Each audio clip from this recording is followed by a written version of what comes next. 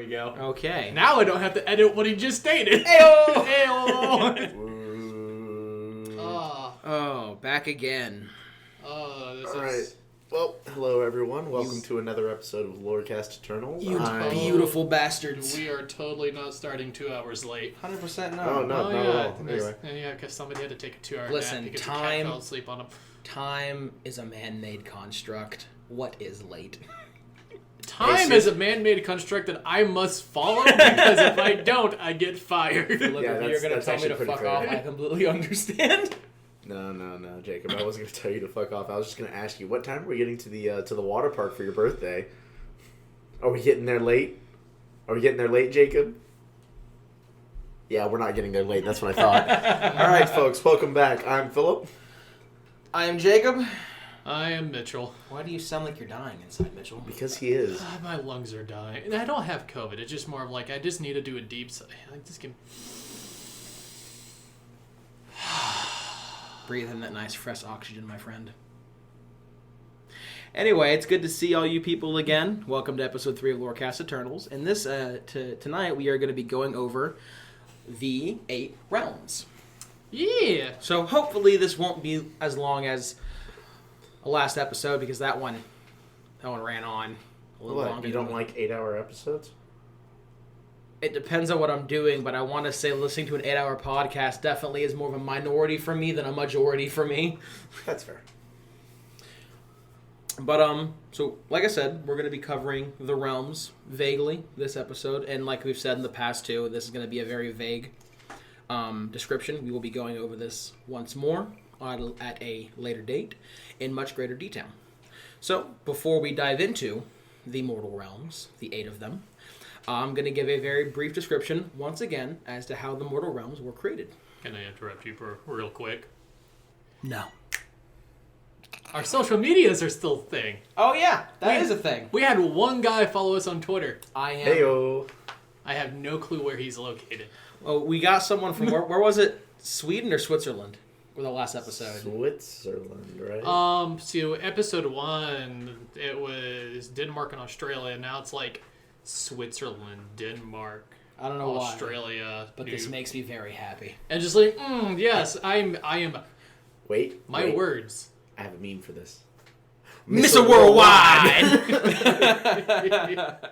Yes, no, well, I'm just... Because I'm way too lazy to say things. It's going to be in the description. There's going to be our Twitter tag, our Facebook, our email. Have we got around to doing Instagram yet? No, but... We'll be putting that one up relatively soon. That's so you say. We're all social media. I go on Facebook I'm social like media once a week. retarded. What are you talking about? So- We will be getting to that as soon as we can, and we'll try to make it a little better than probably what it currently is, but it is a work in progress. Yes, but if you have any questions, the best by far, because by far the best ones to do it is Facebook or email, but also take Twitter. We'll take what we can get. 100%. Yeah, just don't be afraid to ask us questions. Death threats via email are still optional. Dude, if you do it, if you send me a message over Facebook and I'm at work, I do a whole lot of nothing at work. I got plenty of time to respond. I know. You know, Mitch, maybe you shouldn't say that on a recorded podcast. You know, I'm just going to not say anything for my job because... Yeah.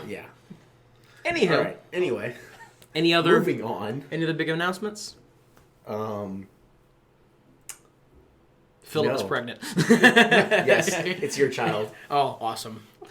Anywho, so before we jump into the 8 realms, I'm going to give a brief description of how the mortal realms were created. Now, we did go over this a little bit last episode. I'm just going to do it one more time as a more set in stone narrative for the realms. So once again, the mortal realms were created when the old world, which was the Warhammer Fantasy world, which was the game that predated Age of Sigmar, got blowed up by chaos. And all of the primordial magics that inhabited that world, the 8 lores of magic, kind of floated around in the etheric void and whatnot, and then recondensed into the mortal realms. And each lore of magic made a mortal realm. So each realm kind of mirrors the lore of magic that created it. So, for instance, Shaiish, which is the realm of death, mirrors the lore of death. Or maybe it was called lore of vampires. I don't know. I'm pretty sure it's lore of death that created it.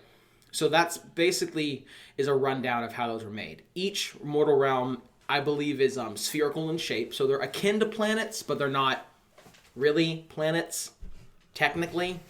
And they just kind of float around and revolve around each other in the etheric void of bullshit. All I'm saying is that every depiction I've ever seen of a mortal realm makes it look like flat Earth theory is a thing. You're not wrong, but apparently it's a sphere, so that's just what I'm going to be going with. That's fair. Apparently. Yeah, I was doing research and it stated that the sphere had an edge, so I don't know. Listen, I am Confucian. But yeah, no, they're separate, but they're in the same like dimension, I guess, which is why you have the whole like during the Age of Chaos when like Akshi was basically on fire because of corn.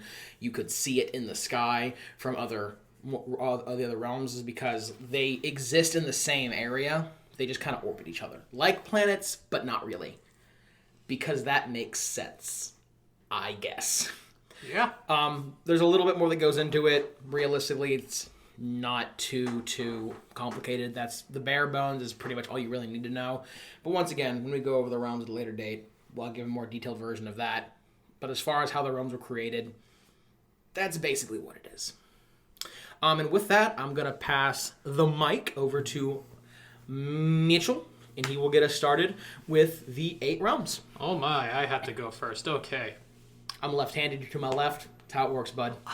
Look, Clockwise, Clockwise, yes. I understand how this works. I'll start with Oldgoo. I think I pronounced that correctly this time. All I'm saying is whoever made this realm was drinking a big glass of water, and he was like, yeah, that's it. So, it's the realm for all the edgelords out there. Nothing but shadows, and well, just more shadows are really located into this realm. So, would you say that whenever I play D&D and I create my super edgy rogue character backstory thing, would this be appropriate for him, or is it not edgy enough? I mean, how shadows, right? I'm going to make an educated guess here, and I'm going to assume that the race that inhabits this realm is the Dark Elves. Primarily, at least. Quote? Dark Elves quote? You know what I mean. I'll take you for your quote. It's not orcs, it's orcs, goddammit. I'll take your quote. The god that runs this realm is Malarian. Hashtag Malekith. Malekith, gotcha. Yeah, no, I will always mess that up because my boy Malekith goes strong. And I think a really interesting fact about this realm is going to be Chaos could not invade this realm quite well. There would be times there would be a Chaos army that would invade. A shadow would go over them, and when the shadow left, it was just a field of corpses.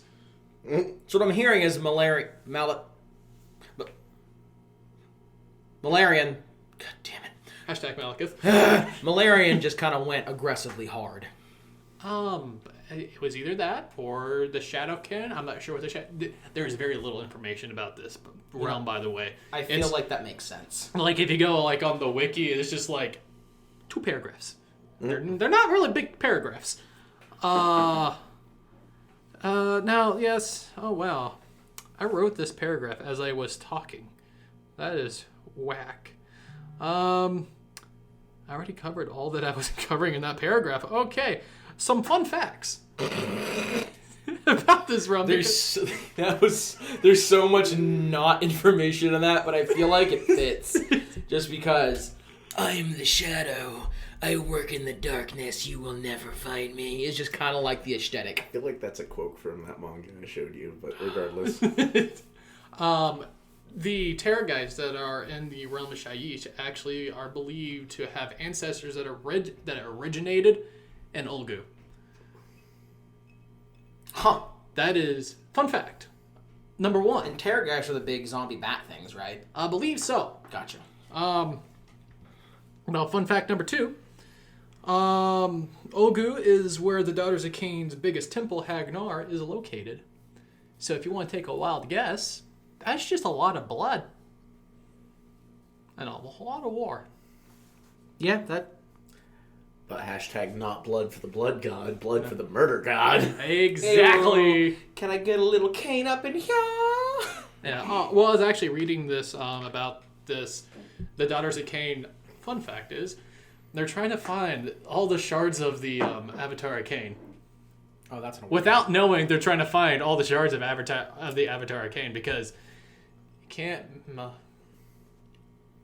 Marathi can't be bothered to tell anybody that she has the only shard left and that technically the god is dead. Yep. Yep. And Cain doesn't actually exist anymore because Marathi's a bitch. Yeah. So I will go on to the major inhabitants because there's a whole lot of nothing for this realm.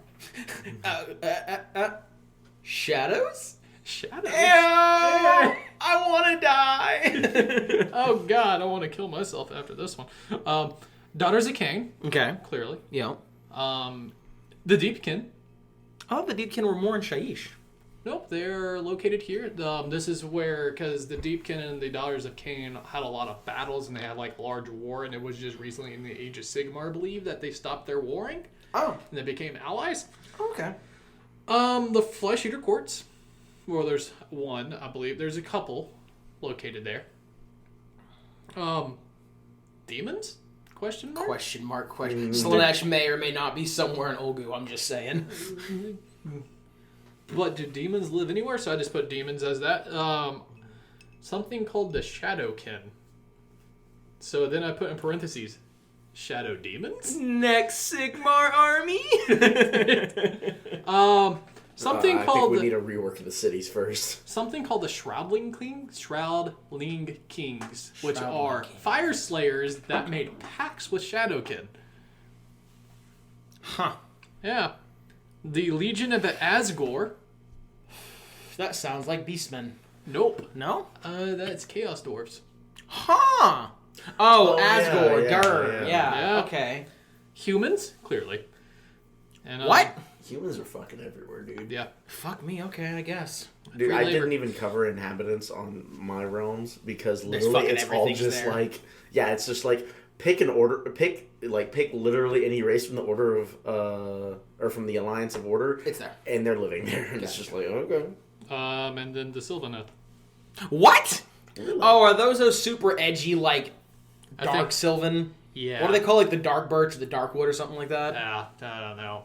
But I had a stroke while reading all this because, by gosh, I wrote those notes at work. Your strong is appreciated. Thanks, the trees are spleeking.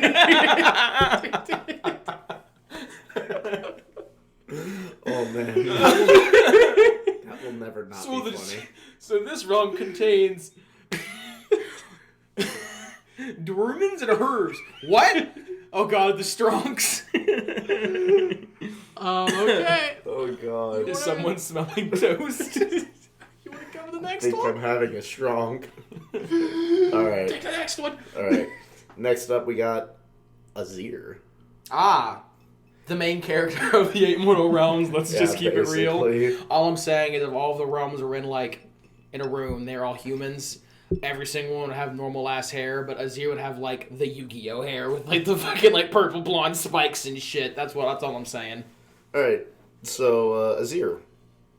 It's also known as the Realm of Heaven or the Celestial Realm, and it has a bunch of different names because in the Age of Chaos, there was a bunch of different refugees from across the mortal realms that all went to Azir to escape chaos, and so they all have different names for it. Why do I feel like one of those names came from Archeon and it's just the cardboard box that Dickbag Sigmar lives in? No, but I like it. All right, so it is obviously ruled by Sigmar, and their symbol is the Comet of Power. Go figure. 'Cause Oh, shocking. Sigmar likes his comets. I'm actually very surprised that Sigmar did not name this realm after himself. I know, right? Instead of Azir, it's just Sigzir. So, Big thing about Azir. Sigcast Eternals. No, Sigcast Sig Turtles. Oh god. It's their Signer strike. Fucking done with both of you. Alright, we're ending the podcast. Well, everyone, it's been lovely getting to know you. We will officially no longer be doing this. The elves captured Sig Celeste. Shut the fuck up. I swear to God, I will go to your house tonight. The Great Horn Sigmar. I'm sorry. I apologize.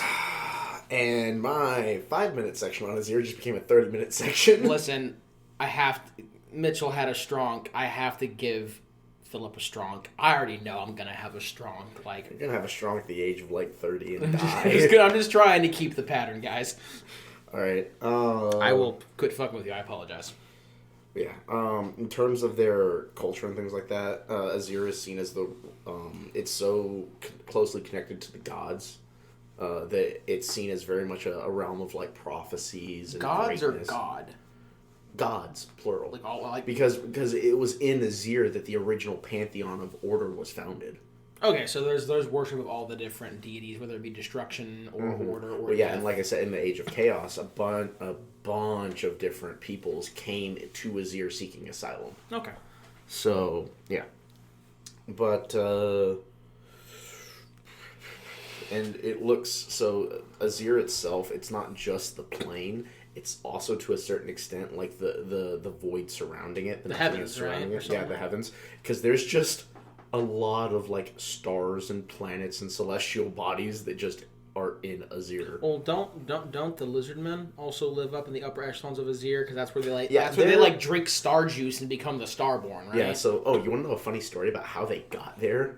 So Dracothion was just flying through the nothingness one day, and Yeah, the he Slan. found him. Well, no, like the Slan contacted him. The Slan were like, Big Papa Dragon, and Big Papa Dragon was like, "Oh, hello, my please." children." And the Slan were like, "Would you like to know where we come from?" And Dracothion was like, "Well, yeah, sure, why not? Let me go ahead and oh my god, this is the worst shit I've ever seen." And literally starts crying and like flees back to Azir because he's like, "This is horrible." And the Slan are like, "Oh, look, silver tear dust things. Let's Dragon follow Lord, that." Let's just go over there.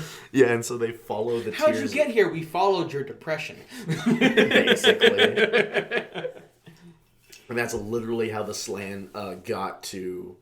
Could you imagine how fucking horrible the world you must come from when, like, a godly mega dragon of all creation is like, "Oh man, where do you come from?" "Oh, this place," and he's like, "Jesus fucking Christ," and just leaves. Yeah. He's just like, "Nope."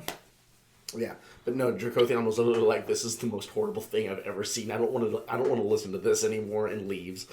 But no, in terms of like their architecture and things like that, think very much Roman style. So like lots of arches, lots of domes, colonnades. Classic like Latin shit, kind of. Mm-hmm. Oh no, exactly, 100%. I'm down with that. So, and then a little bit of their history. During the Age of Myth, that was when the Slan followed Dracothion. And then Sigmar also flattened Mount Celestian for the Pantheon.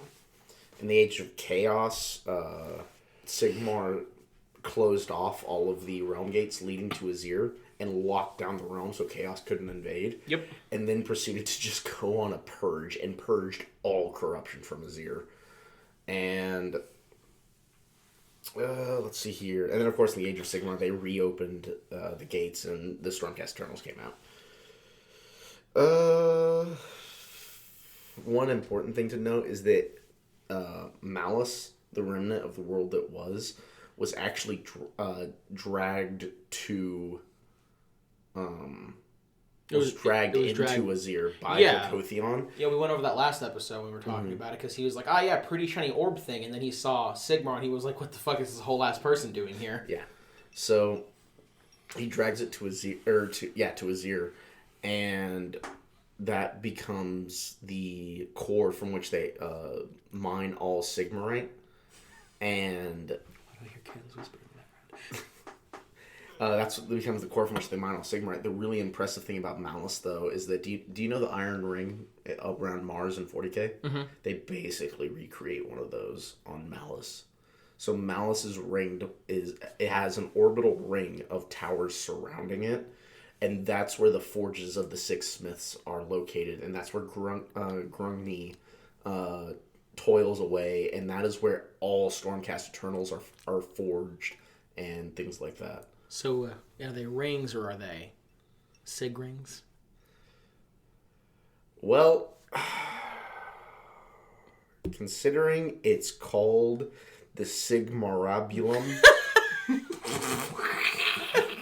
you're not wrong. I want to die! We were so close! God damn it! But yeah, no, it's called the Sigmarabulum. Oh, God, Jesus fucking... And then there's also the Sigmaron. Well, this is the last episode you're going to see me, because I'm going to go fucking kill myself after this one. But no, then there's also the Sigmaron, Please stop. which is the Palace of Sigmar. It's not funny anymore. Oh no, see, that's what makes it even I better. am in physical pain. Anyway. And then, of course, the inhabitants of Azir are mostly human, but there's a mix of basically every... Yada, yada. Dwarves, elves, humans. There's actually also... or an important thing to note is that's also where the Draconids in the... I'm going to forget what they're called now. The mounts. No, the Star Drakes and the Draconids and all that shit. The mounts that the Stormcast Eternals ride on, that's actually where most of them are found. And they themselves are actually sentient creatures. And they have their own language amongst themselves and things like that. Oh, Okay, but that's Sigmar for the most part. No, you're right. No, you're right. You're right. I know I'm not wrong. You're It's right. just- oh, God. I'm just going to go now. Yeah, please go ahead. Jesus. Save me. Save me, please. Brother, I am pinned here. It's time for your strong. So, All right, Mitchell, we gotta mess with him. We gotta fuck him up. please, just fuck me up, fam. Oh, ow, you bitch! Why did you spray me with water? I mean, would you prefer I sprayed you with I'm absinthe? gonna vape aggressively in your general direction and watch you choke out and fucking die. Anywho, you fucking cunt. Bunch of dicks. I'm gonna be... You fucking spray me again. I swear to God, this podcast is ending in a fucking homicide. The fucking keep my eyes on y'all now. I'm gonna be talking about, I believe it's pronounced Shamon or Kamon. I think, might be wrong, but it's it's considered basically one of the two dwarven realms. It is the realm of metal, and this is where the Caradon overlords, the majority of them have roost technically would be the correct word there. They roost there. But yeah, so like this is the realm of metal, like molten, like quicksilver streams flow and like, lava and things like that. They have whole plains of bronze and just plains of metal, trees of silver, all kinds of crazy shit like that. But this is also basically Tzeentch's playground, even before the Age of Chaos, because the entirety of Shamon it's basically a realm of change, of transfiguration, of fusion, of technology, of science. Naturally, you can have trees turn from wood to a metal to sapphire and crazy things like that. Basically, the realm is an ever-changing is an ever-changing plane of existence. It's a nexus of just change. How does anything grow there? I'm gonna get to that. Okay. It doesn't. That's the neat part. So and the That's farther the neat part, you don't. and so it is stated that the farther out you go from Shamon, like from the center, things are in a constant state of flux to such a high degree that it basically causes madness. So I'm going to assume it's just like flash on, flash off, flash on, flash off, and it's just shit like constantly changing.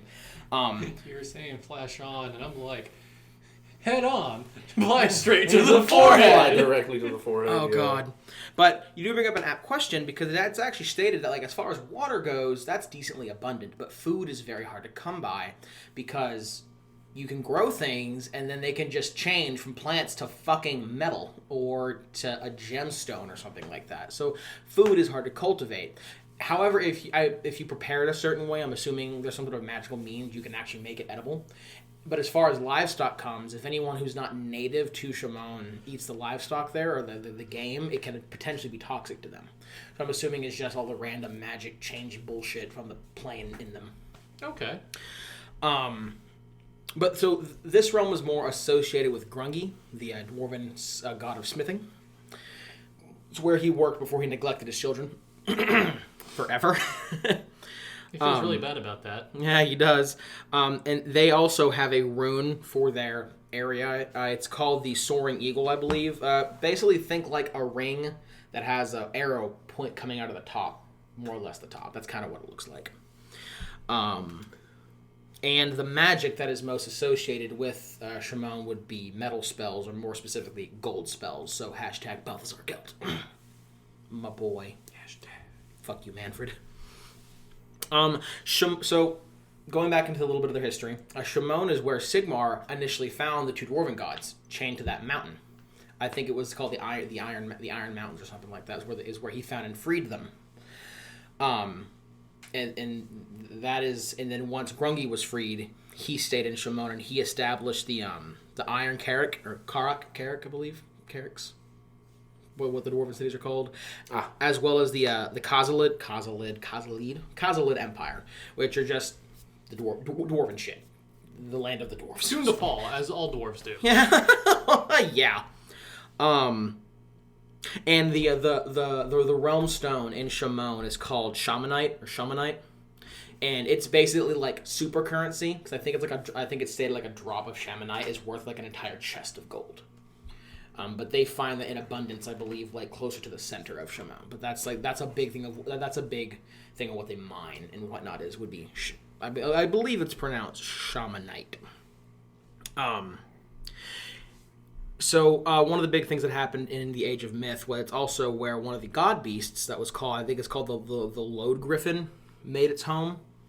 It was basically just like attracted to the realm of metal because it had like magnetic blood and shit like that, and it came down and made its roost in Shimon and caused a bunch of mayhem because Shimon is basically an entire plane-wide machine essentially. So its magnetic blood started fucking things up, and it caused a bunch of shenanigans.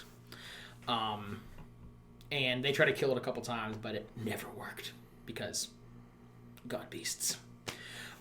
During the Age of Chaos, basically Tzeentch fucked everything up. Like, Tzeentch was like, that realm, that's pretty hot. He wanted a piece of that, and a piece of it he got. I'm not going to go into crazy details, but as far as, like, the ground war is considered, Tzeentch basically fucking crumped everything aggressively. And I mean, like, the entire Dwarven Empire, everything was basically destroyed. But not the Sky Dwarves. So, and this is actually what caused the Sky Dwarves to become a thing, because, so in the sky above Shimon is something called Aether Gold, and it was made by Grungi whenever he would, like, expel his breath while working. The sweat from his left nut. Musty. But there were dwarves that would use flying machines, and they would go and they would mine this Aether Gold, and eventually they became the Karagon overlords because, you know, when they looked down and just saw a bunch of Tzeentch mutants aggressively fucking murdering everyone, they kind of were just like, how about no? And that's exactly what they did. They just fucking yoked to the sky. And they made these big old skyports, which is why I said they roost, because they're basically big floating cities in the sky, and that's where they live and they have their ships and things like that. And funny enough, during the Age of Chaos, the Karagon Overlords are one of the only, besides Sigmar just basically locking his door to all of the hobos that were getting molested by Chaos, they're one of the few races that actually managed to fight off Chaos successfully, because after they ran to the sky, they had a couple wars trying to establish dominance, but they pretty quickly came to a consensus with each other, and they made a set of laws that I forget the name of that I'll go over later, but basically it brought all of the holds under one singular law, so they wouldn't fight. And right about that time, Tzeentch demons came, and they were like, your home gonna be my home. You could just be a shadow. No. Listen. No. I keep my razor blades and my hobby tools where they belong. Heyo! This is a mature podcast. Hey, seriously. Yeah. Poop. But why, though? Oh, you're so mature. I know, right? But why, though? Anywho. Continue. Motherfuckers. The war that the Karlan overlords fought against the disciples of Tzeentch was called, simply put, the Great Sky War. And they were outnumbered by Tzeentch. And they just kind of didn't give a shit. And they just won.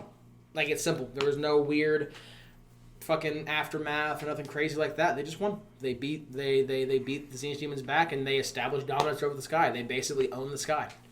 And that's been uncontested for a while now. But like I said, the ground war, not so good. Tzeentch did made a bunch of citadels and whatnot. It's where Gollum and Raz ended up landing after Sigmar Yoda at Archeon, and that didn't work out. Then the Tzeentch sorcerer was siphoning power off it and doing crazy shit like that. And all in all, yeah, ground, no bueno. Sky, more bueno. Got it. But that more or less, that's Shimon. So, Mitchell. I don't like Angry Land. You don't like Angry So Land? let's go to Dead Land. Ayo! Ayo! Oh, what about saving the best for last? That's Gur. Listen, if you say that Bone Daddy isn't best, the gash is gonna fucking come for you, because that's all it takes. Enter the realm of Bone Daddy. Ha! So Shyish is also known as the realm of death, but it's kind of weird. Don't think it about like a really death. It's not the death of like endless suffering, but it's kind of like our imagination of an afterlife. So all souls go to Shyish, basically? Yes. But it's not like, you ever watch that one episode of Family Guy and it's just like, what's going on over there? And it's like some atheist that went to hell that's like a paradise for him, but the Christians are over like on the other side of the fence and they're all like screaming and dying, and it's like that. What you believe your afterlife is supposed to be like, it will be created in Shyish. Unless you piss off the gash. Yes. Cool. Yes. Some notable things are the Halos, the land of dead heroes. Imagine just Valhalla. Or that also kind of sounds like Elysium for Greek heroes. Mm-hmm. Cool. The Latchkey Isle, which is a labyrinth paradise filled with gleaming treasures locked away behind impassable doors. Which, this is just the paradise for thieves. Mm-hmm. Because all they do is scheme and try to do heists. Yeah. There is Athanasia? Euthanasia? Yeah, Athanasia. Ah, yes, sorry. Yes. This is the land of peace, of enlightenment, and here souls will be reborn. They die. And they get reborn again. It's an endless cycle of just life right there. Life and death. Yeah. I'm waiting for, and then Nagash fucked it up.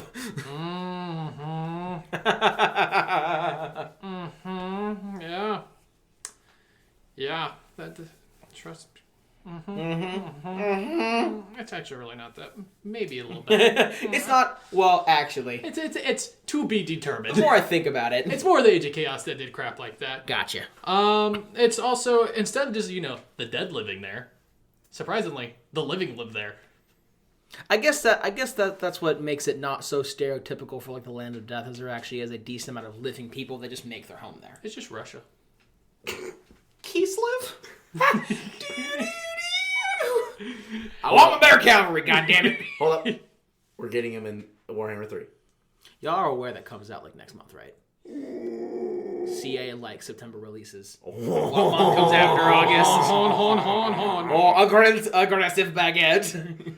Actually, I believe in this case it's hi-ho! But as in like the realm of metal, there is very much they live in what they're called the prime interlands, because if you go outside on the outer lands, Bad things happen.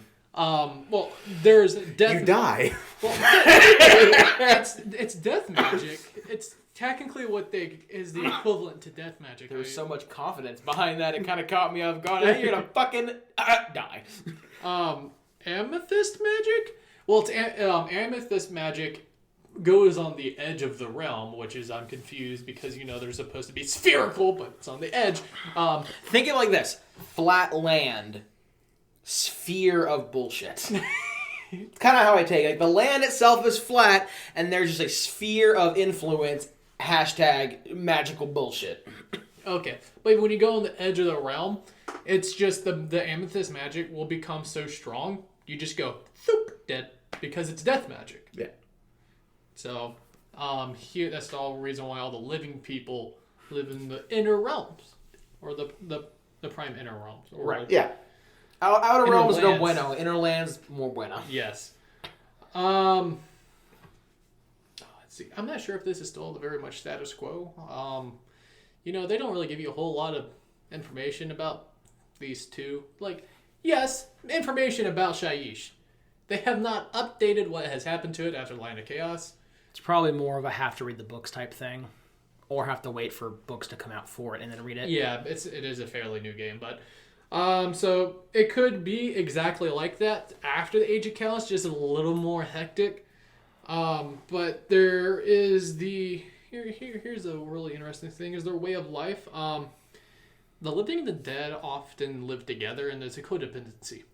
Really? Yeah. That's pretty interesting. Normally there's a pretty big stigma between undead and not undead. Well, it's not all like that, but there's a... Well, the fact that there's anything like that is actually pretty neat, I think. Yeah. So a lot of times there'd be like a princess or some royal figure that is having problems with a certain issue.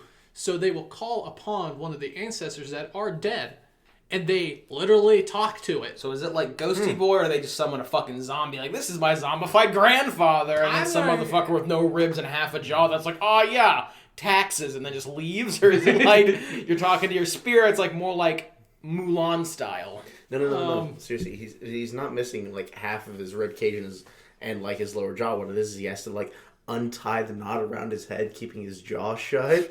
And then he sits there. And then he sits there in front of your fireplace and tells you how much of a bad person you are, and how 3 other spirits are going to come talk to you, showing you the error of your ways. Quit it. Unsanguinala. Stop it! So it's very much... There's a lot of times... There's only 18 prime marks. What are you talking about? There's 21. Shut up! Thank you.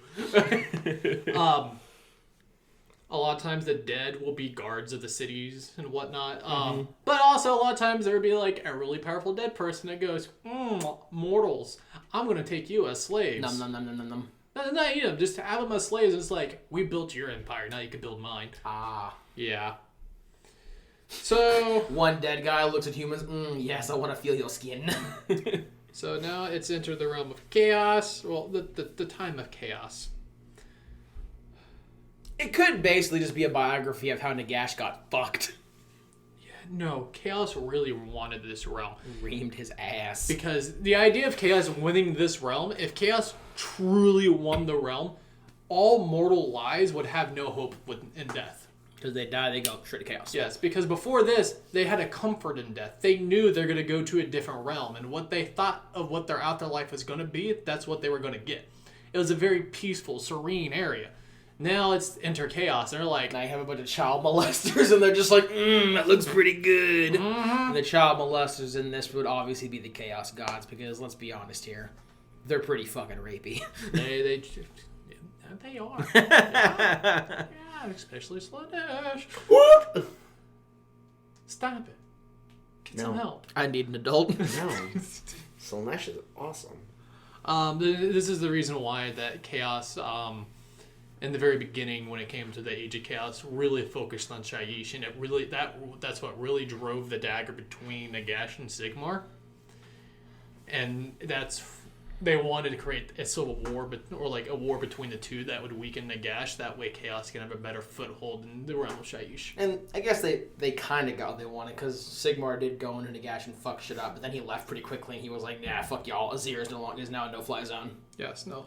To completely turn tables. Food. Main source of food is fish.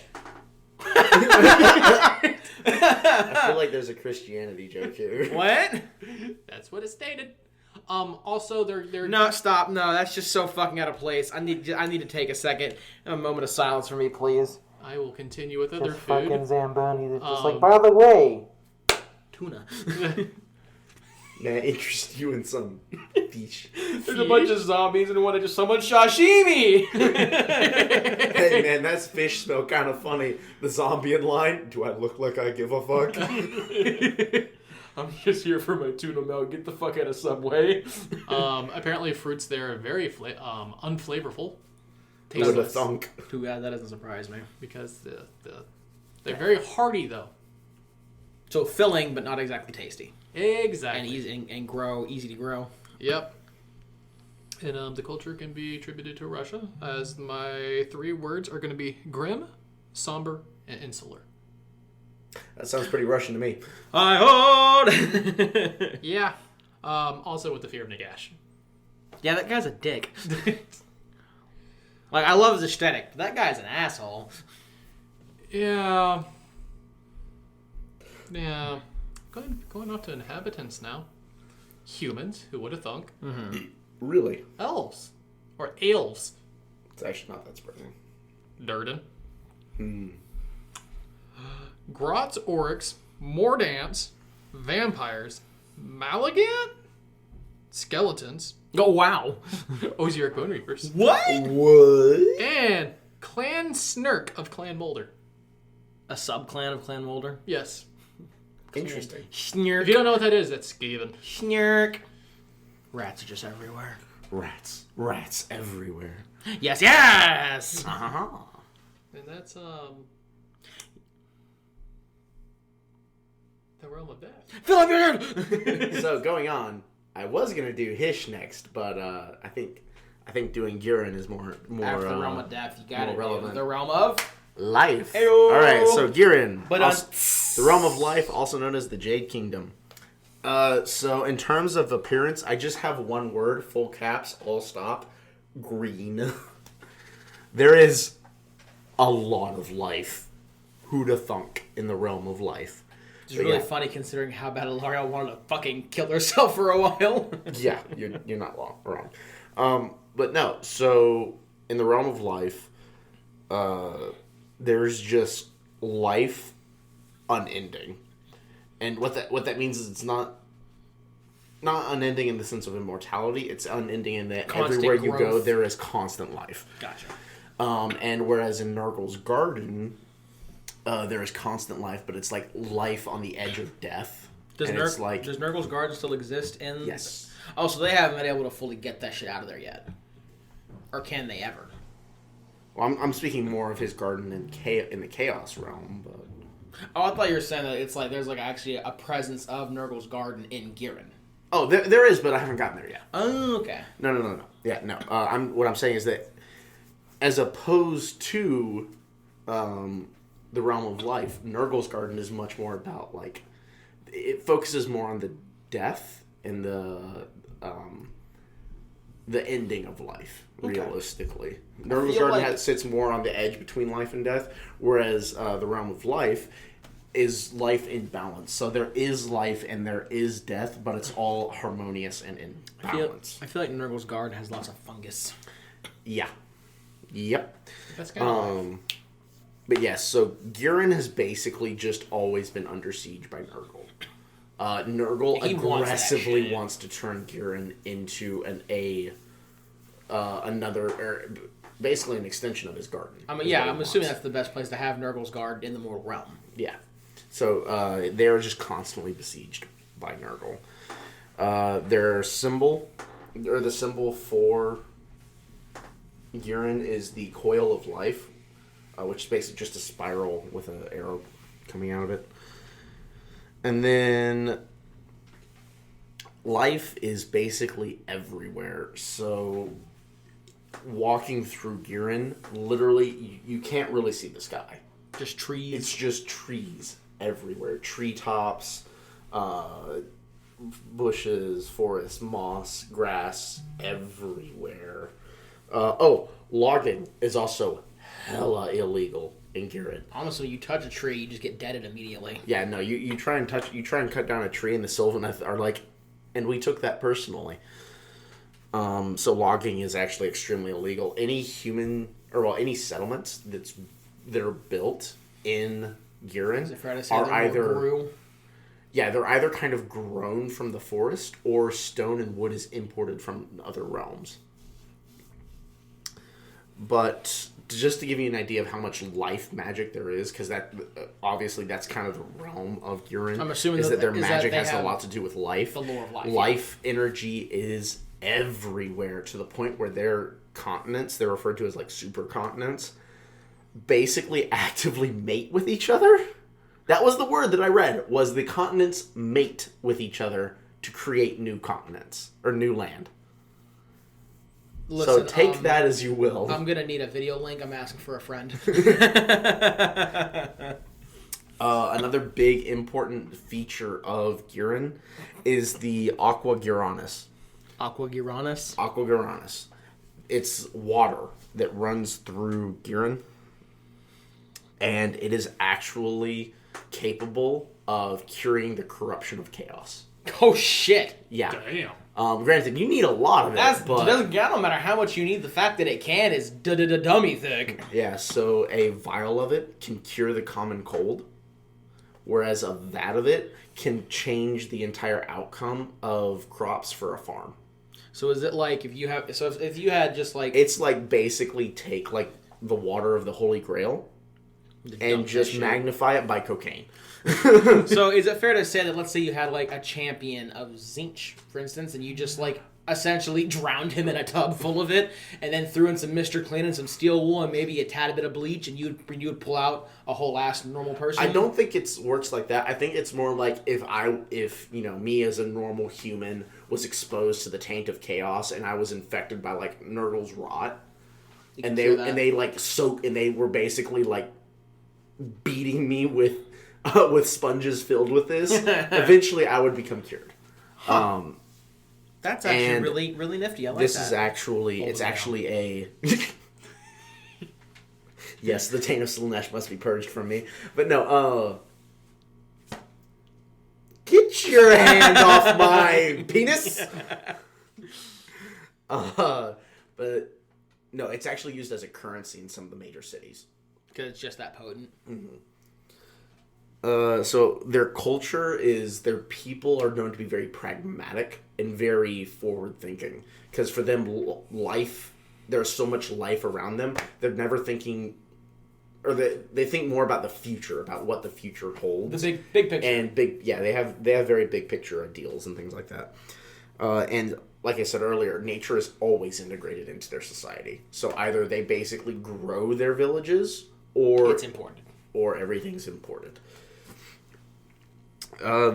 In terms of their history, kind of the big couple events that happens is that in the Age of Myth, Alarielle creates the Sylvaneth. And then she actually kind of sings them into existence.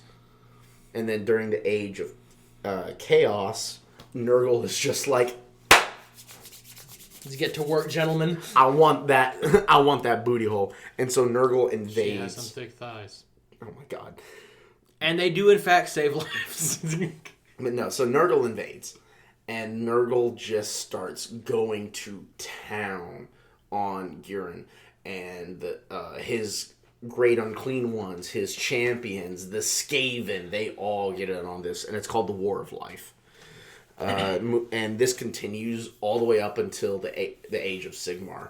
By the time of the Age of Sigmar, Alarielle has basically become a shell of herself because of how much she's lost, and she's hiding away. And then during the Age of Sigmar, she doesn't die, but she goes into hibernation more or less. And then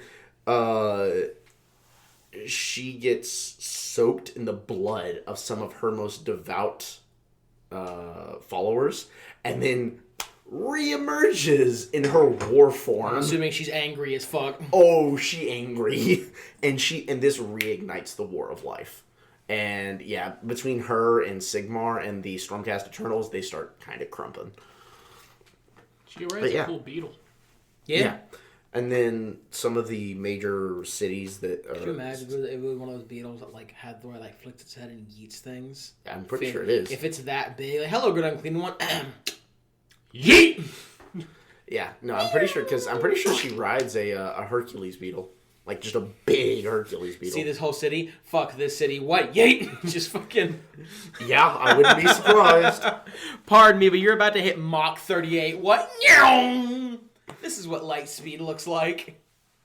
Anyway, there's a few different kingdoms in Guiron called the Jade Kingdoms.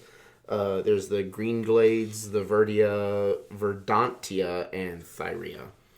But that's, without getting into too much detail, that's basically the big overarching theme of you're on. And then as for the actual inhabitants, you have humans, you have dwarves, you have Tree people. elves, you have Sylvaneth, you actually still have followers of Nurgle and Skaven who live there as well. They're probably just running for their fucking lives. I'm fighting for my life over here.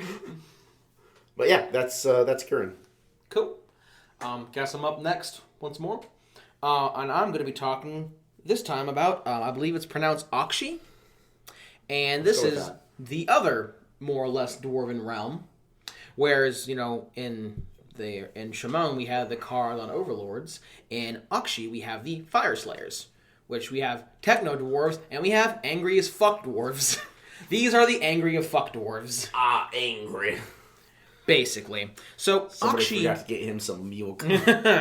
So, Akshi is the realm of fire. But that name is a little not quite correct with how the realm is. So, something that I've come to the conclusion of is that if Slaanesh wasn't still in her musty murder fuck hole, where the elves kind of shoved her into and closed the door, I believe that she would love Akshi. Because Akshi, to a certain extent, is a realm of emotion. Any type of emotion that the people... You good there, mate? I dropped my tablet. Anywho, the people there, they're very... Impulsive would be a word to use for it, but basically it's the inhabitants there. If they feel it, they do it. They're very much like... They have very strong emotions, whether it be rage, passion, lust, things of, hunger, anything like that. If they feel it, they go for it full force. Whether that emotion be good or bad. I feel like there's a lot of rape culture. Why you gotta go there, mate? Just saying. You gotta go. I didn't say it was like everyone's like, time to murder fuck everything that I see. They're just very passionate people. Okay. It's not so much like I'm angry, so I'm going to go murder. It's very much like I'm angry, so I'm going to express my anger. I'm not going to like hide it away because that'd be the smart thing to do. If I'm angry, I'm going to be mad. If I'm mad, I'm going to be mad. If I'm lustful, I'm going to be lustful. If I'm hungry, I'm going to be hungry. If I'm happy, I'm going to be happy. They very much wear their emotions on their sleeves. Okay. It's kind of how the people there are. Now, normally this tends more towards the aggressive, fighty shit. Like there's lots of like trial combats, trial by combat, things like that. People definitely like that type of stuff there, but it's not just that. And the land itself also kind of echoes this sentiment because yes, this is the realm of fire, so there's more volcanoes here than anywhere else. And, there's definitely more like, that kind of barren, sun-bleached, fire-esque terrain there. But the realm of fire also has, like, regions that are being constantly hit by raging blizzards.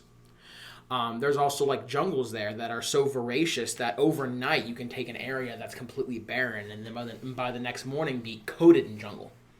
So, that, the land itself basically echoes the realm's sentiment of like just aggressive, just forwardness and aggressiveness, and that's kind of how the realm works.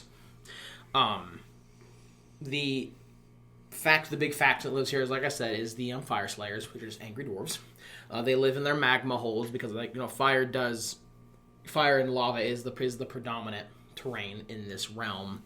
But and also the reason why I didn't go over the species that live in like the realm of metal, and it's kind of the same as Akshi. There's lots of dwarves, a decent amount of humans, some beastmen, some skaven, a little bit of elves, things like that. But it's predominantly dwarves and humans.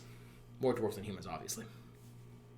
But Akshi is pretty important because this is where Grimnar fucking died. This is where Grimnar fought Volcatrix, the mother of salamanders, god beast. This is where they offed each other. And Grimnar exploded, and his body parts became Urgold, which is how you get, by Grimnir's left nut. By Grimnir's left nut! Yes. We're going to make that a shirt one of these days. 100%. One of these days. One of these days. Oh, you go, girl. Sorry, I'm petting a cat right now. And another cool thing about the fight between Grimnir and Volcatrix, besides the fact that they had that Sigmar v Gorka Morka bullshit where like the mountains became plains and all the other crazy bullshit, is so Akshi was more or less uninhabitable. It was coated in like sulfur, I believe, and it was barren. The fight between Grimnir and Volcatrix was so explosive, and also because they both Volcatrix blew both herself and Grimnir the fuck up at the end, is it basically burned away, I believe it's sulfur, from the realm and made it habitable. So the only reason why that realm was even livable is because Grimnir and Volcatrix went kablooey. So that I find that to be pretty fucking cool.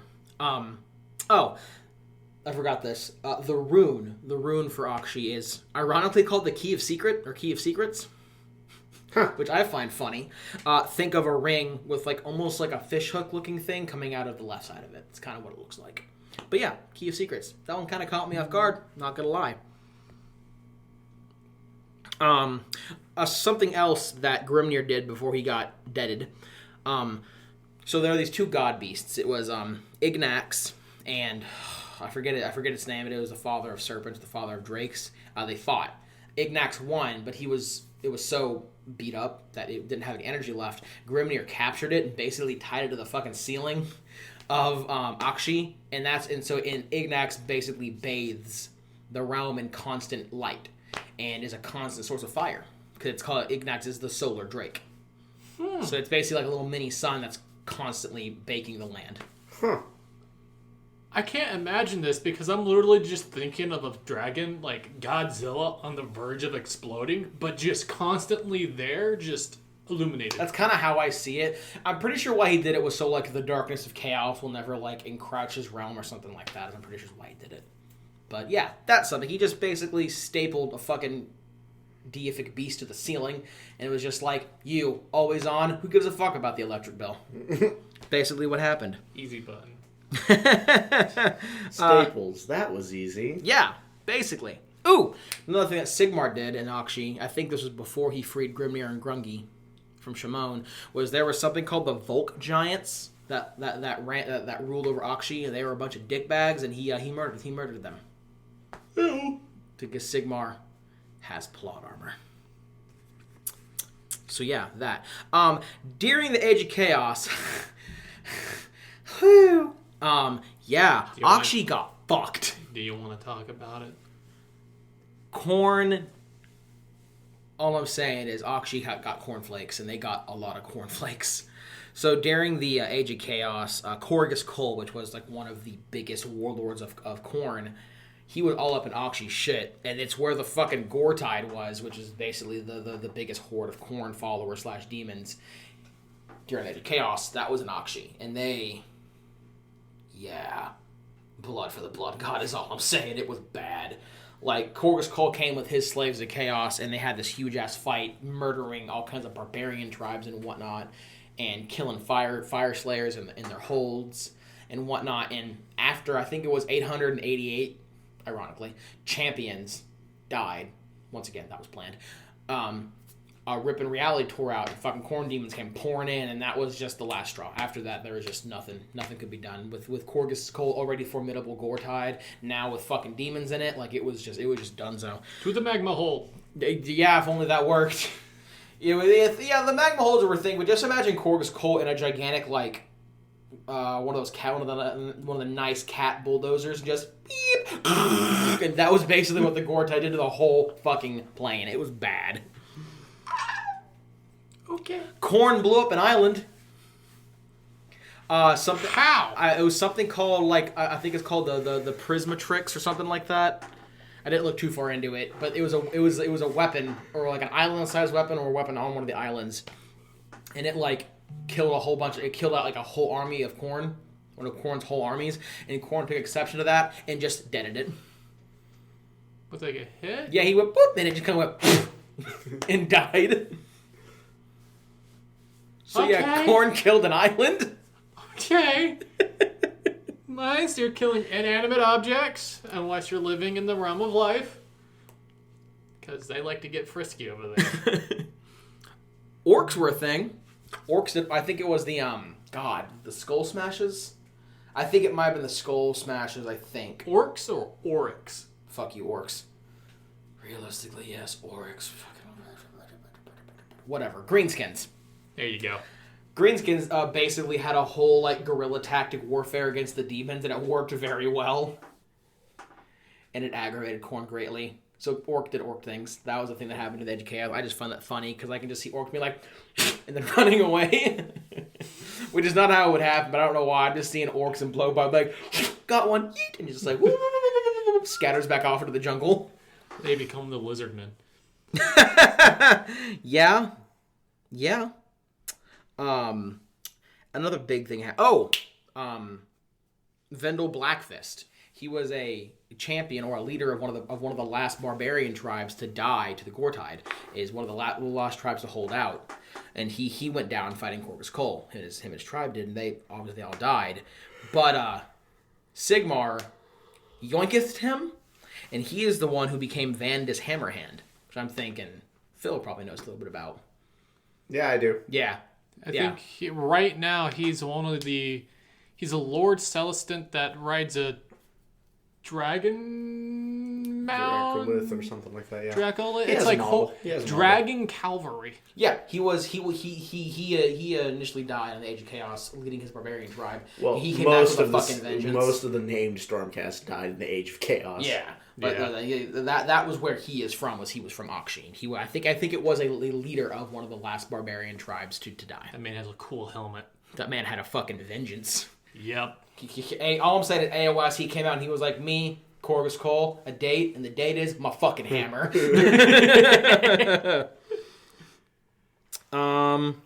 Yeah, AOS when AOS came around, I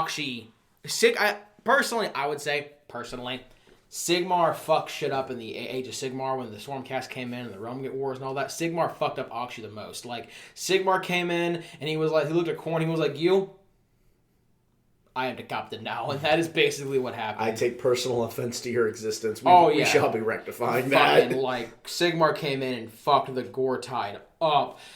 It was one of those, like, in one decisive strike, Khorne's hold on Akshay went from basically iron-fisted and absolute to, like, oh, my fingers are broke. What the fuck just happened? So, yeah, Sigmar hit Akshay like a train. I think one of the bigger cities in the Age of Sigmar is in Akshay. It's called Hammerhall. I think it's one of the bigger cities, and I believe that one was. I think that one was built around one of the realm gates, but that was also built during the AOS, and that is in Akshin. So yeah, like I said, the as far as like inhabitants, the people that live in Akshin kind of mirror the people that live in Shimon. Is dwarves, predominantly dwarves, humans. There's some Skaven in there because fucking Skaven are everywhere. A little sprinkling of everything else. Architecture wise in Akshay, a little more traditional dwarvish from the old times. Magma holds, big stone citadels of thick walls and all that dwarvy bullshit. The Shimon is where it's a little more like gothic machinery and shenanigans, but architecture steampunk. Yeah, that's good. Akshay is very much like big thick walls, things like that. I think that is about all that I need to go over for Akshay. Okay, going off to Gur, also known as the Realm of Beast. It is a realm of untamed savagery, and only the strongest hope to survive. I feel like Gur would look like Lustria from the old world. Yeah. If we have any Total War 2 players, I'm assuming Gur just kind of looks like maybe a slightly more foresty version of Lustria. Yeah. It's also known as a realm of life, but it's a realm of life in a different sense than... Probably more savage life than just like life itself. It's the competition of life. Yeah. So that's what it means. It's like everything competes against each other. Everything is predator and prey. Even the land. Yes, even the land. There is a account where a mountain literally moves across the land, and then it's fighting a forest where the forest actually, in order to fight back, grows its roots deeper. So it prevents the mountain from moving. What the fuck? Yeah. Okay. I'm just going to accept that one. Yeah. But overall, for the culture, it is very straightforward, pragmatic, and adaptable. They deal with every situation head on, because how else are you going to do it? I feel like lots of orcs are in Orcs. Yes. I was actually going to try to cover this all without touching the Iron Jaws, because if you go on the Lexicanum, it doesn't touch Iron Jaws, but if you go on the wiki, it gets like a few sentences, and the rest of it is just Iron Jaws. Jesus Christ. Yeah, because the Iron Jaws, they're in the Age of Chaos. All up in that shit. They're in the Age of Chaos. That's when they came to power. They just sat there just like, we don't care what you are. We just want to fight. Listen, all I'm saying is... Wog. More or less. Yeah, pretty much. And they don't care about death. They only care about is the joy of battle. Do orcs ever? No, this is the culture of overall. This is even humans. Okay. Yeah, because it is a very savage place. It is very hard to live here because it is. It's very much survival of the fittest. Exactly. I've said some lots of Darwin. Yeah. Yeah. The cities and Gur, because they are still cities, they're made by the bones of the titanic monsters that used to live there. Oh. Yeah. Huh. And their architecture is to have consistent bones spiking out of the city so other titanic monsters won't come and attack that city. Oh, so they'll like build the city inside of the rib cage, and the rib cage will like protect them. Something like that, yeah. Oh my god, that's amazing. That's kind of cool, I'm not gonna lie. Yeah. Not gonna lie, that's kind of hot. But overall, yeah, I found nothing for the Age of Chaos other than the Iron Jaws coming to power. It is what actually changes if you live your life in the hope of enjoying battle. What changes? What the fuck were you gonna do to Gurren Age of Chaos? Gorka Morka's there just like, please fight me, motherfucker. Like, Exactly. what are you gonna do? I don't even think, like... Realistically, Gur was probably the place that was least affected by the Age of Chaos, while also being highly affected by the Age of Chaos. Because it's like that joke about from what was it? Oh yeah, from Hellsing Abridged on YouTube. Don't you dare. On YouTube, where they're like, "Oh, and by the way, America's burning. What? Why? Oh, the vampires are there too." No, it's just self-imploding again. And it's like, what? It's kind of one of those things like, oh yeah, during the Age of Chaos, Gur was a realm of constant fighting. And then you go back and you read the Age of Myth, and during the Age of Myth, Gur was a realm of constant fighting. And it's like, wait a minute. What the... It's just copy-pasted. Listen, all I'm saying is, they're always fighting, and during the Age of Chaos, they were just a lot more spiky. Yep. Mm-hmm. More bits. Please don't. Put that water... Put the sprayer down. Just holding it. Okay. I'm getting me mallet. Speaking of constant conflict. All I'm saying is you shot me first, bitch. Oh yeah, that's definitely a fair point. Alright, and the neutral party shall hold on to the spray bottle. Squirt. If you fucking squirt me, I swear to God. But what if I squirt everybody? Yourself first. Only if you squirt both of yourselves twice. Because then we'll all be even. But there's a squirt bottle here, fair. and we're all children. Continue. So that's pretty much everything about the Gur. Fucking swear to God. Actually, I remember this symbol because y'all been outclassing me when it comes to this for the symbols. It's just an arrow. It's just an arrow for Gur. It's just an arrow. Just an arrow. Like bow and arrow. What did you throw? Oh, water. Okay. But I'll just go now to the inhabitants. Are you ready for the inhabitants? In alphabetical order. Oh! Elves. Excellent. That includes the Deepkin No surprise there. and the Scourge Privateers, which I'm guessing are like dark elves. Yeah. Yeah. Durden. thought- Particularly Fire Slayers. Really? Yeah. No dirt Gargants. Shocking. Giant worms. Are we talking like Dune? No, wait a minute. I meant to say great worms. Ah. So are we talking like Dune? I don't know. Wait, is it worm with an O or worm with a Y? Okay, listen, are the worms Worm measured... with an O. Are It's the, worm with an O? Ooh, we might be talking Dune. Are the worms measured in meters or kilometers? I'm pretty sure kilometers. Or kilometers, Oh. sorry. Meters or Oh. kilometers. Well, kilometers is. Kilometers, yeah. Yeah. Of course, grots. That's fucking terrifying. Big Yeah. worms freak me out. Grots. humans. There's a thing called the Vermintide nomads, which are known as worm riders. Oh, God. So Dune. Gotcha. It's Dune, but less sandy, more leafy. Yeah. Ogres, orcs, Sankrit? Sankrit. Actually, this is pretty interesting. It's a reptilian race. Ooh. Yeah, a reptilian race with a small empire at the northern edge of the Sea of Bones. Okay. I don't care who you are. Sea of Bones is a badass name. Yeah. Skaven. Really? Notable. Why do I feel like Gru in general, in fact, doesn't need any more milk? Clan Rucket is the one that lives there. Oh, of course. Rictus, you mean? Rucket? Let me see. Rucket. It's gonna be that one. Oh, I meant that one. Rucket? Yeah, Rukit. I thought it was Rictus for a second. I was Nope. like, fuck Rictus. I in fact can read. Me and my homies all hate Clan Rictus. I didn't require to read to be an Aggie, but I can still read. That's a pretty apt description of Texas As and someone education. as someone who's a diehard UT fan, this makes me a little moist. UT's just like TikTok thoughts and Instagram influencers Oh, these days. I am aware, but back when back have when the you been on Longhorns, Tinder around back when here? the Oh, wait a minute, Longhorns and the you Aggies were in the haven't same division, if I said I like Aggies, my grandfather would kick me out of No, the house. So actually, I'm gonna just die. This is going on a tangent.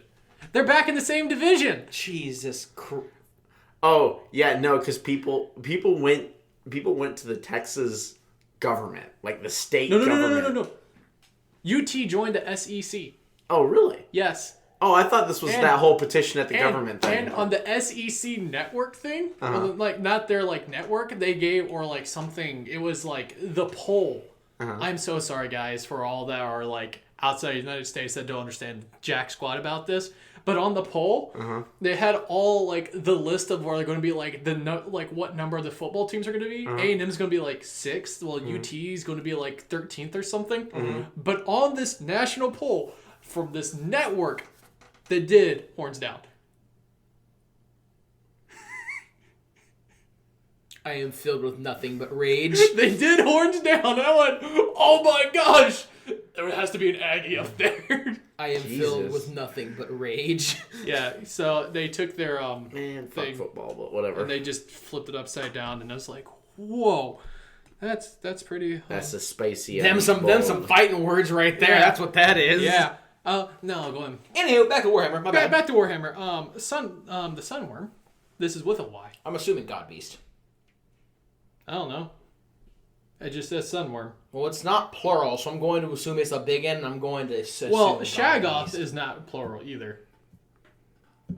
But also stays That's fair. I really hope we get the Shaggoth army. I really want a Shaggoth army. I would want the Shaggoth and the Gargant army to just fuse to big shit army. No, I want Shaggoth so that, like, Kragnos has more of a place. But Kragnos is not a Shaggoth. No, but Shaggoths and yes, I know. They are different. But centaur-like things. He's got a point. That is fair, but I will say that Shaggoths are more like dragon-esque. They have tails and shit, where Kragnos is more just horse dude. Yeah. He's a... No. Yeah, the horse dude. Soul Blight vampires. Really? Yep. They live there too? Yep, and the Sylvaneth. Sylvaneth, I understand completely. Yeah. So yeah, What that's the fuck are the Soul Blight doing there? I just had my dresser. That's a good question. They're everywhere. That's fair.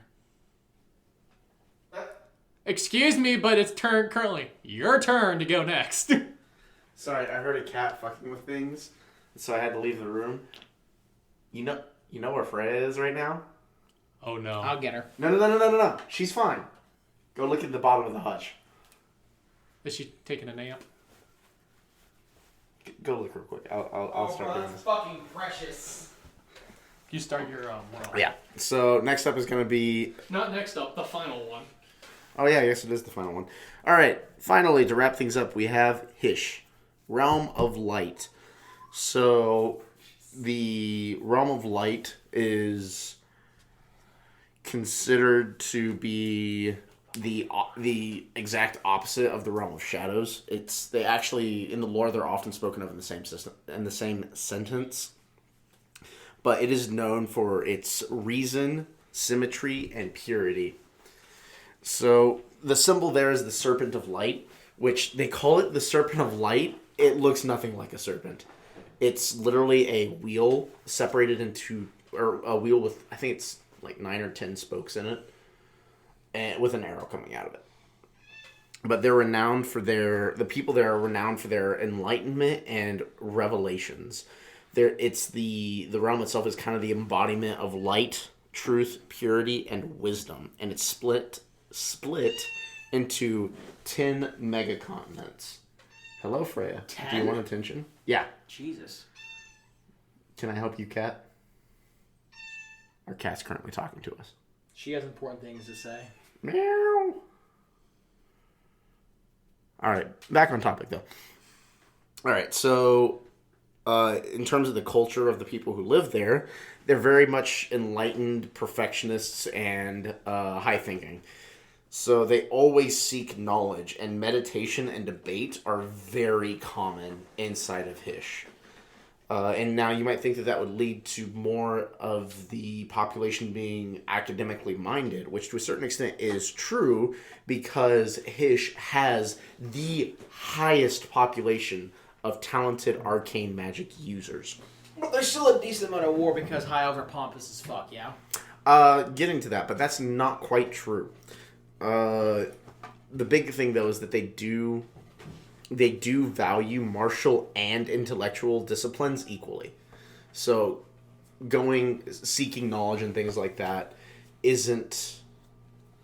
while seeking knowledge is highly renowned, seeking perfection in your actions, and so becoming very martially proficient and earning a prowess in martial capabilities is also seen as a way to enlighten yourself.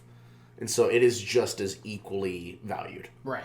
It's not like you only have that academic knowledge. It's more just learning arts in general. As long as you're doing it with like wholeheartedly, it's a good thing for them. Yeah. So as for their history in the Age of Myth, this was actually the place where Tyrion and Teclis awoke, and then Teclis built Liriu, the biggest. I think it's the biggest city on Hish. In the Age of Chaos, the great nations, all the great nations, so each one of 9 of the 10 continents actually has a nation that's located there. And they actually fell into squabbling and fighting against each other and effectively civil war amongst themselves because of the corruption of Slaanesh. Slaanesh actually was able to start correcting them, and it's because they use magic so commonly, and so many of the people there are practitioners, that Slaanesh was more easily able to alter their minds and influence them. So, like old world elves. Yeah, basically. Okay. The big thing that happened, though, is because of all of this magic that was being thrown about in these wars, the demons were actually able to breach into Hish due to the instability of magic in the area. And so that was how Chaos managed to get into Hish, was through these like rents in reality. I swear to God, it's a tale as old as time when it comes to either 40k or AOS or even fantasy, is elves always fuck themselves. Mm-hmm. A little bit. They are always the architect of their own demise. Mm-hmm. It's kind of sad. Yeah. So what ends up happening is after this happened, Teclis communes with Selenar, which is the spirit of the moon in Hish, and basically they learn how to commune with each other, and Selenar and Teclis together then teach the rest of the population in Hish how to commune with the spirits. So when I say that like the realm itself is known for its enlightenment and things like that, literally the realm itself, the land is smart. No, the land itself actively tries to improve the knowledge and the understanding of the population who lives there through the spirits. That's pretty neat. I like that. Yeah. And then in the Age of Sigmar, the elves fought Chaos. Like, nothing really happened. As far as I'm, the Age of Sigmar. yeah, nothing really big. How hard do the elves get fucked in the Age of Chaos? At least in Hish specifically. In Hish, so what I was reading didn't really list so much about like how absolutely crumped anybody got during Chaos. I'm assuming they kind of had a rough time of it. Because from what I was reading, more or less. Yeah, from what I was reading is it wasn't. They came out. They definitely could. They could have come out worse. It could have been worse. Yeah, it could have been worse. Which, when it comes to the Age of Chaos, that's what the best thing you can get is it could have been worse. Yeah. So these 10 continents are also called collectively the 10 paradises. Only 9 of them are inhabited because one of them is it's not exactly corrupt, but the physical design of the land itself and the appearance of the land, the geometry of it almost defies reality. And mortal minds basically can't comprehend it. Like, nobody goes there because they look at it and it's like, oh, wow, I think I'm going insane. So for all my Magic the Gathering homies out there, is it like some Zendikar bullshit? Yeah. Where it's, oh yeah, this entire mountain is floating. It's like, but why though? Actually, floating mountains are pretty common across a lot of the different realms. This is more like, oh, that tree branch is making 5 right turns. 5 90-degree right turns. And not colliding with itself. Oh, I think I'm having a stroke at the moment. It's like, oh man, I think I'm having a stroke because I didn't take my... Yeah. More or less. Yeah. That sounds like some Zinchi bullshit right there. It's not really Zinch. It's more just the fact that, like, the Devant... Hish is so perfect that this is, like, the culmination of perfection, and the mortal mind can't comprehend that. Is kind of what I was reading. Oh, the fucking course the elves have that shit. It's so perfect that it makes people kill themselves. Yeah. Well, to be fair, the elves kill themselves too if they go there. I know, but it's just like, even back to Ulfwayne in Fantasy, where they had the little island and everything was like rainbows and unicorns and everything was perfect. Yeah, the fucking course the high elves always have that shit. Yeah. And then there's 4 of them? Pompous. 5 Very of them? much so. Yeah, so 5 of the populated realms are all martially inclined, and they follow the teachings of Tyrion. There's a couple of them that... one of them is actually a matriarchy that follows Teclis, and then there's a couple other ones that follow the... 3 or 4 other ones that follow the teachings of Teclis as well. Right, so they're about as equal as they can be, having an odd number. Mm-hmm. Cool. And in terms of, like, their fashion and things like that, basically they all just wear green. they tend to wear a lot of, like, green and cream and things like that. Right. But yeah, that's kind of the big thing for Hish. That's the overarching idea. So I guess this kind of wraps us up. Cool. For the realms. Yeah, we didn't have a 2.5-hour episode this time. It went a little longer than I thought it was, but it's not horrible. Yeah. I only had 3 strongs. Only 3 strongs. Only 3. Yeah. I'm maybe having a 4th. I'm proud of you, son. Yeah. Yeah, cool. that's a 4th. Excellent. Someone spray and give him a 5th. Well, thank you, guys and gals, for joining us for our 3rd episode. I hope, if you've been sticking with us. Don't be afraid to reach out to us on our social medias. Yeah, that are definitely. in the description. Just remember, folks, the worst we can do is just leave you on red and never respond. I'm going to go grab a pack of cigarettes, and I'll see you in 30 minutes. Bye, Dad. Feeling that on a personal level, it kind of hurts. My soul, my heart, my soul. It just kind of hurts. It's like all those girls in those dating apps who match with you and you respond, and then they're like, time to leave you on red and never respond back. I'm here for you. Because I feel Oh, you're not. You're gonna go get cigarettes. But if y'all have been sticking with us for all 3 of our episodes, we really appreciate y'all. To everyone who's downloading, y'all are fucking awesome. Really hope y'all enjoyed it. And unless we have anything else that we want to say, we will see you beautiful motherfuckers in 2 weeks. See you in 2 weeks, folks. Yeah, 2 weeks. Peace.